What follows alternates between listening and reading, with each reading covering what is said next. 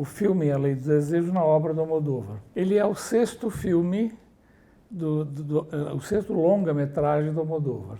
E é bom lembrar que, antes dele, os primeiros 4 filmes do Almodóvar marcam uma coisa muito direta de questionamento de tudo que ele viveu durante o regime do Franco na Espanha. Só para lembrar, após a Guerra Civil Espanhola, em 1939, o Franco se instalou no poder durante 36 anos. A ditadura franquista só terminou em 75. E o Almodóvar começa a filmar o primeiro longa-metragem, que é Lucie e Pepi e Las Chicas de Monton, é de 80. Se a gente considerar o que era o regime franquista, que é uma coisa impressionante, né? Era uma coisa imobilista, era uma coisa isolada, moralista de todos os tipos, era dominada pela Igreja Católica, especialmente pela Opus Dei, né? Na época, só para vocês terem uma ideia, não era possível trabalhar no governo, ser ministro, ter nenhum cargo, se você não fosse católico praticante, comprovasse a presença em missa e tudo mais. E era um regime altamente opressor, né? E o Almodóvar foi criado nisso, foi isso que ele viveu, foi isso que ele viu com as escolas dos padres e tudo mais. Quando finalmente conseguiu ser superado o regime franquista, e em função até de um assassinato importantíssimo que o ETA fez, matando o sucessor que estava pronto para assumir com a morte do Franco. Eles fizeram um atentado na hora que eles sabiam que o Carreiro iria para a missa. E produziram uma coisa cinematográfica, porque o carro subiu, as bombas eram o carro subir e arrebentou tudo, né? O que sobrou, o Franco tinha escolhido ter esse sucessor e manter a monarquia com o rei Juan, né? E aí foi dessa história e a efetivação da morte do Franco é que foi possível se fazer aquele pacto de Moncloa, em que a Espanha passou para a vida democrática sem ir para a república, fazendo uma monarquia democrática. A movida madrilenha que veio com a democracia foi uma grande festa, onde tentou-se viver todo o oposto do que tinha sido aquele regime do Franco. E o Almodóvar foi um dos grandes nomes dessa movida. O primeiro filme dele, que é Lucie e Pepi, é de 1980. Se vocês conhecerem o filme, se já tiverem visto o filme, é impressionante, porque fazia só 5 anos que o Franco tinha morrido, e o filme é uma provocação total, é uma inversão completa de qualquer dos valores tradicionais da família, da igreja, dessa coisa toda que existia no período do Franco. E esses filmes que ele foi fazendo foram todos desse jeito, ele foi mostrando a diversidade sexual e fazendo um trabalho transgressor muito forte. A Lei do Desejo vem um pouco depois disso, quando você já passou a festa, né? Tem o quinto filme, que foi Matador, que já foi um filme mais elaborado, porque os primeiros filmes ainda eram toscos. Era uma coletânea de coisas, né? Eram filmes corais, com muitos personagens, onde ele punha todas as... Que ele não é, né? O Almodóvar não é um cara de escola de cinema, né? Ele é um autodidata, né? E até porque o Franco tinha fechado as escolas de cinema também. Exatamente. Mas assim, ele tinha uma origem mais simples, né? Modesta, e ele acabou aprendendo fazendo. Ele fez vários curtos, né? Antes de fazer esses longas e tal. Então você vê que ele tinha trabalhado todas as questões de diversidade sexual, de transgressão nos primeiros filmes. Com o Matador, ele entra na questão da necrofilia, que ele não tinha trabalhado nos filmes anteriores, mas faz um filme com uma estrutura narrativa muito interessante, né? E também dramático, além da questão de humor que ele lida muito bem. E A Lei do Desejo é o filme seguinte ao Matador, né? Onde ele focaliza, então, de uma forma muito clara a cena gay e o desejo homossexual no foco de tudo, né? Só para situar um pouquinho. E é interessante quando a gente coloca, mesmo assim, você falou da religião católica, né? O Almodóvar, muitas vezes, ele faz citações, né? A religião católica, sempre de uma maneira um tanto ácida, né? Nesse filme tem o encontro, né, da Carmen Maura, da Tina, com o padre, né? Sim. Onde ela estudou quando ela ainda era menino. E é um encontro tenso, né? Você vê que é carregado de contradições. E a religiosidade da filha dela, né? Que quando ela tem algum problema, ela corre para o canto e reza. Vai resolver tudo. Para o meu tio voltar, para o meu tio ressuscitar, né? Ela tem uma relação... Quer dizer, ele faz muita ironia, né? Quando ele retrata a religião dentro dos filmes dele, ou muita crítica até, né? Ele dizia que queria superar a questão do Franco e não queria nem falar dele. No entanto, eu fiz um trabalho em cima dos filmes dele e fui percebendo que tem citações indiretas sobre o Franco em praticamente todos os filmes. Talvez os últimos 2 ou 3, você não encontra uma coisa direta. Mas é impressionante como ele inverte as coisas, né? E aqui tem alguns uns dados importantes. Assim, o que eu acho interessante quando você vê um filme desse, que é de 87, né? 87. Como ele está sintonizado a uma conversa que a gente tem hoje sobre a questão identitária, né? Como ele estava super antenado com aquilo que ainda é uma questão para a gente hoje, né? E até ele coloca... A questão do transexual, por exemplo. A questão do transexual, que ele coloca uma mulher cis fazendo o papel da trans e uma trans fazendo o papel da mulher cis. Que é uma situação que, inclusive, se repete nesse filme, no Greta, que vai estrear daqui a pouco. É exatamente isso que fizeram, né? E o Almodóvar já tinha feito isso 30 e poucos anos atrás, né? Ele tinha colocado essa questão.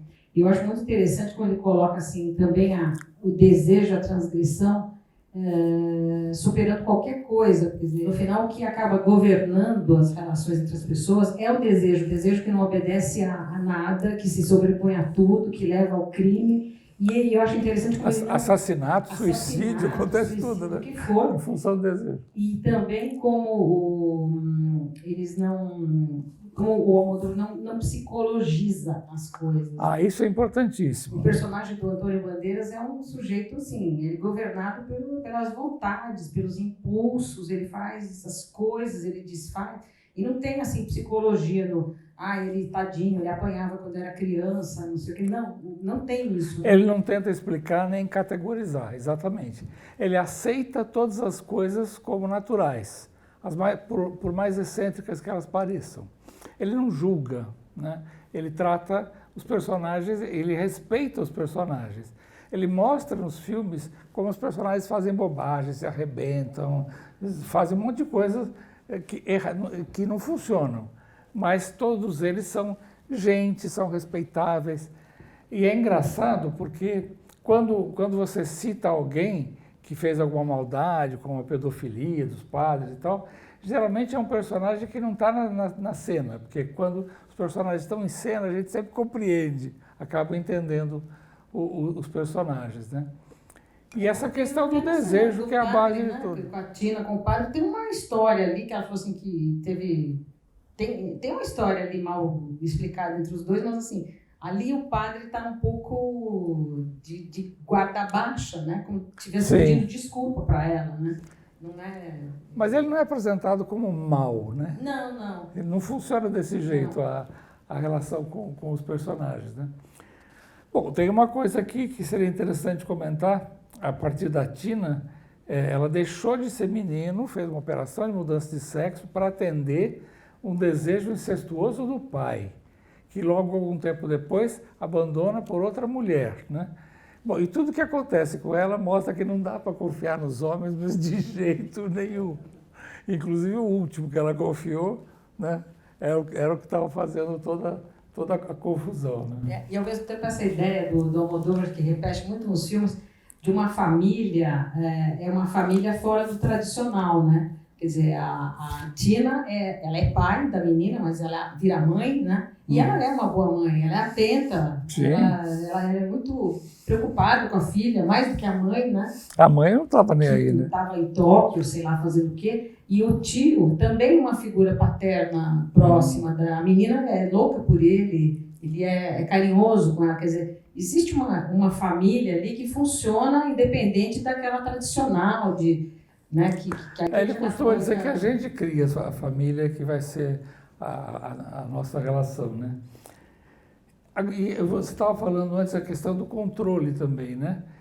O diretor de cinema tenta controlar tudo, tanto que ele escreve a carta que ele gostaria de receber, mas tudo escapa ao controle dele, né? A vida não corresponde ao script, né?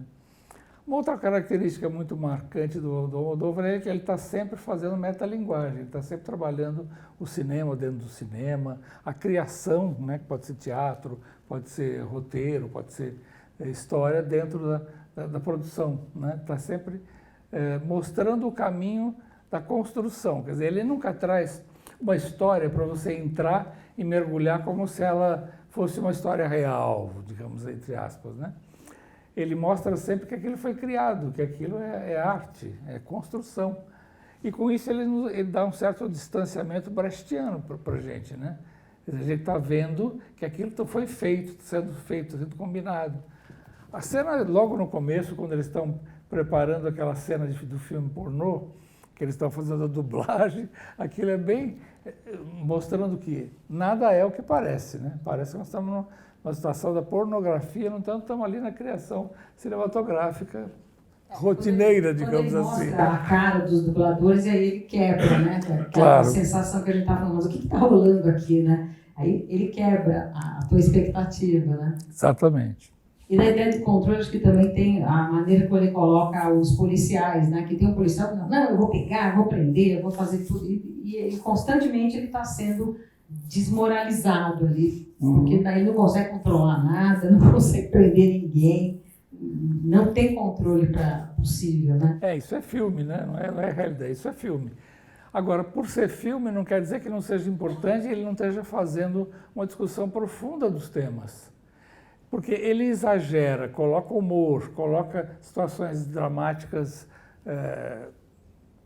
acima do nível para mostrar mais de perto as coisas, né? Nesse filme já dá para perceber isso, mas nos filmes posteriores isso é mais presente ainda, né?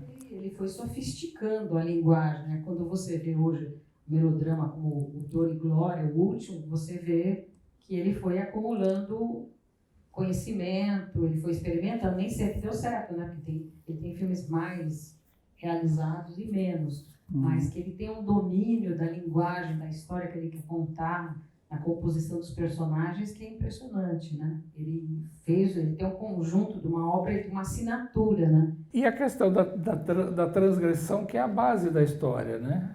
Sempre tem o inesperado, o que não é o que parece, e aquilo que quebra a estrutura e desconsidera o convencional, né? Ele está sempre quebrando com o convencional, com o que a gente espera, não há valores pré-estabelecidos, ele meio que detona tudo, mas buscando sempre, e aí eu acho que a sexualidade serve muito para isso, buscando uma libertação. A sexualidade que ele trabalha é sempre libertadora, é sempre em busca de um novo jeito de viver, de experimentar, de se relacionar na vida, né?